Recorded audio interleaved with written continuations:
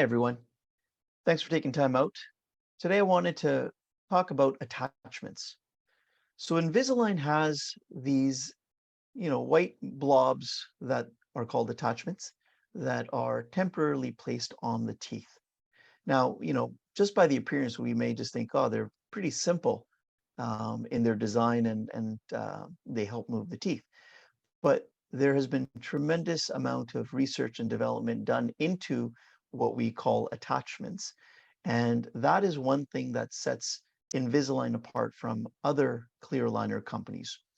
There are some clear aligner companies out there that don't use any attachments. And to be quite honest, it boggles the mind of how they can expect teeth to move to certain positions without attachments.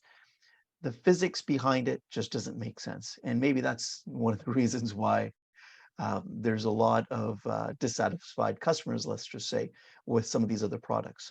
But let's focus on Invisalign for now. So what I want to show you here is on the ClinCheck software, there are different types of attachments.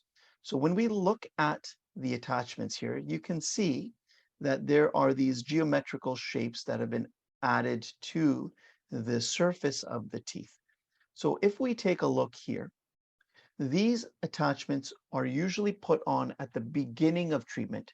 And in my protocol, in my office, it's the start of the appointment. The very first visit, once we are giving you the aligners, we will give you the attachments. We'll temporarily bond them on, and they're designed to stay on your teeth from start to finish. The attachments will help in moving your teeth to the desired position. So I like to use the analogy when I explain to patients that it's almost like a handle. The handle is placed on the tooth and the aligners are put on the teeth and they hold on to the handle, which is the attachment, and they will move the attachment to the desired position as a handle would be used to open a door or a cabinet. So the attachments, they come in two categories. One are the conventional attachments, and one category is optimized attachments.